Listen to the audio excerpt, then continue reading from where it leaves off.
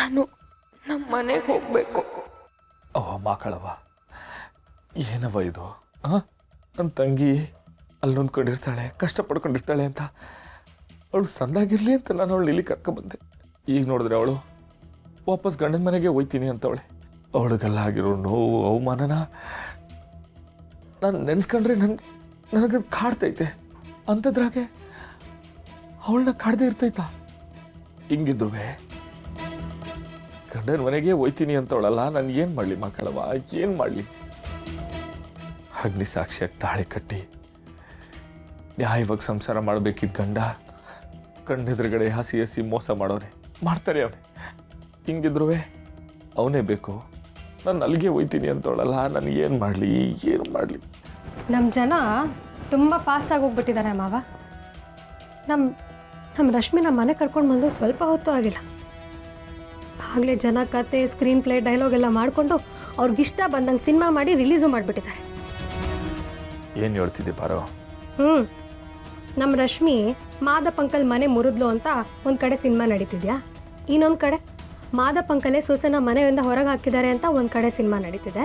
ಅದು ಬಿಟ್ಟು ರಶ್ಮಿ ಮತ್ತು ಸೀನನ್ ಮಧ್ಯೆ ಡಿವೋರ್ಸ್ ಆಗಿದೆ, ಇನ್ಮೇಲೆ ರಶ್ಮಿ ಅಣ್ಣನ ಮನೆಯಲ್ಲೇ ಫಿಕ್ಸು, 4 ಜನ ತಂಗಿರಲ್ಲಿ 1 ವಿಕೆಟ್ ಬಿದ್ದೋಯ್ತು ಅಂತೆಲ್ಲ ಮಾತಾಡಿಕೊಂಡು ಇನ್ನೊಂದು ಸಪ್ರೇಟಾಗಿ ಸಿನಿಮಾ ನಡೆಸ್ತಿದ್ದಾರೆ. ಯಾರ ಪರ ಹಂಗೆಲ್ಲ ಮಾತಾಡ್ತಿರೋದು? ಹೇಳಿದ್ರೆ ಏನು ಮಾಡ್ತೀಯಾ? ಹೋಗೊಡಿತ್ಯಾ? ಇಲ್ಲ ಅವ್ರ ಬಾಯಿ ಮುಚ್ಚಿಸ್ತೀಯಾ? ಎಷ್ಟು ಜನನ ಅಂತ ಕಂಟ್ರೋಲ್ ಮಾಡ್ತೀಯ ಮಾವ? ಹೆಣ್ಣಿನ ವಿಷಯ ಅಂತ ಬಂದಾಗ ವಿಷಯ ಅನ್ನೋದು ಕಾಡ್ಗೆಚ್ಚಿನ ಥರ ಹಬ್ಬುತ್ತೆ. ಆ ಕಾಡ್ಗೆಚ್ಚು ಇಡೀ ಕಾಡನ್ನೇ ಭಸ್ಮ ಮಾಡಿದ್ರೆ ನಾಡಿನ ಗಿಚ್ಚು ಅನ್ನೋದು ಇದೆಯಲ್ಲ, ಅದು ಬೆಂಕಿನೇ ಇಲ್ಲದೆ ಎಲ್ಲನೂ ಸುಟ್ಟು ಹಾಕ್ಬಿಡುತ್ತೆ. ಕೊನೆಗೋಗಿ ನೋಡಿದಾಗ ನೀರು ಉಳಿದಿರುತ್ತೆ. ಅದು ನೀರೇನ ಅಂತ ನೋಡಿದಾಗ ಗೊತ್ತಾಗೋದು ನಮ್ಮನೆ ಹೆಣ್ಣಿನ ಕಣ್ಣೀರು ಅಂತ. ಪಾರು, ಈ ಮಾತನ್ನ ನೀನು ಹೇಳ್ತಿದ್ಯಾ?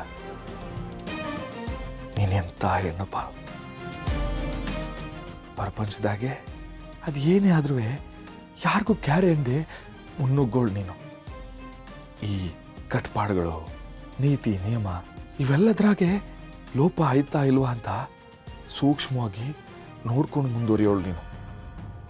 ನೀನೆಂತ ಮಾತಾಡ್ತಿದ್ಯಲ್ಲ ಪಾರು, ಯಾಕೆ ಅಲ್ವಾ? ನನಗೂ ಹಾಗೆ ಅನ್ನಿಸ್ತು, ನಾನು ಯಾಕೆ ಹಿಂಗೆ ಮಾತಾಡ್ತಿದ್ದೀನಿ ಅಂತ. ಮಾವ, ಮದುವೆ ಅಂದರೆ ಗಂಡನಿಗೆ ಹೆಂಡ್ತಿನೇ ಆಸ್ತಿ, ಹೆಂಡ್ತಿಗೆ ಗಂಡನೇ ಆಸ್ತಿಯಾಗಿರೋ ಥರ ಇದ್ದರೆ ಸಂಸಾರ ಅನ್ನೋ ನೌಕೆ ಹಡಗಿನ ಥರ ತೇಲುತ್ತೆ.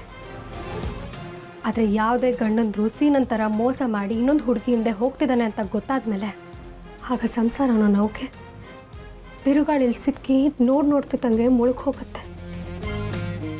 ಮಾವ, ನಮ್ಮ ಮುಂದೆ ಇಂಥ ಸಂದರ್ಭನೇ ಬಂದು ನಿಂತಿರೋದು.